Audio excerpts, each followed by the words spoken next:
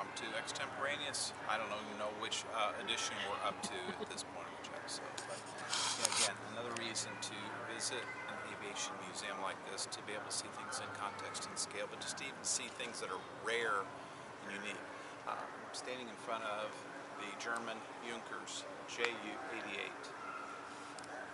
There were over 15,000 of them built.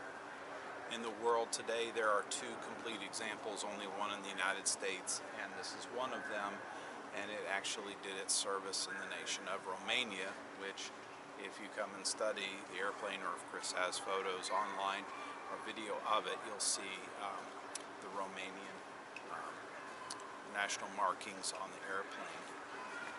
Realize also that the United States flew more than just their own built airplanes. There's a Beaufort on the other side, and then behind us directly is a Mosquito, the famous wooden British twin-engine plane, served in many, many roles, also served with the United States.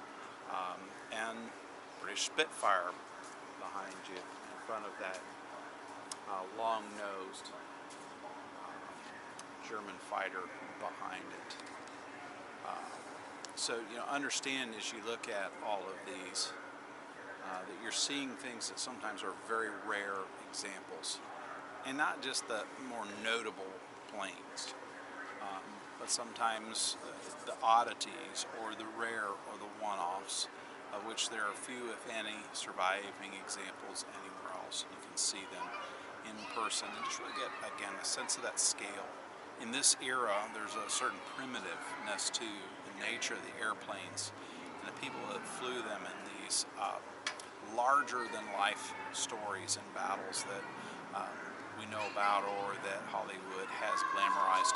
So you understand, what you're really looking at and what people went through to service and to fly them, and even the designers, builders, and manufacturers, all the people that contributed to making them as well.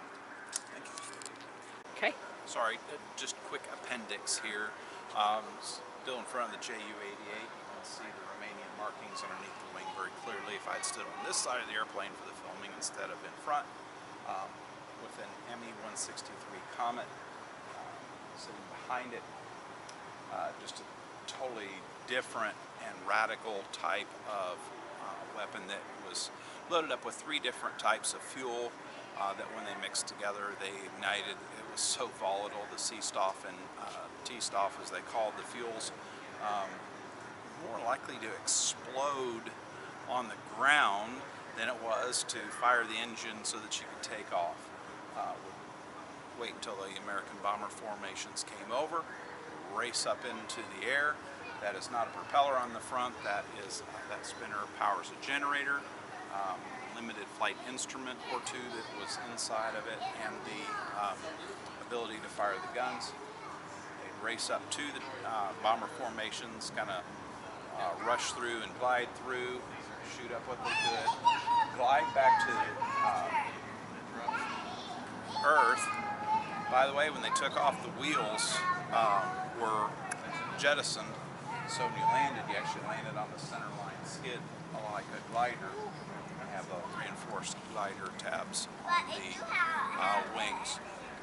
Had a momentary brain lapse, and so the plane that I was pointing out behind is an FW-190, the D Dora version with a long nose, and that was the one, the number just escaped me in the previous video segment. Again, if you'd like to see something a little more thought out and prepared ahead of time rather than these extemporaneous, let us know and we'll see what we can do for you. Thank you.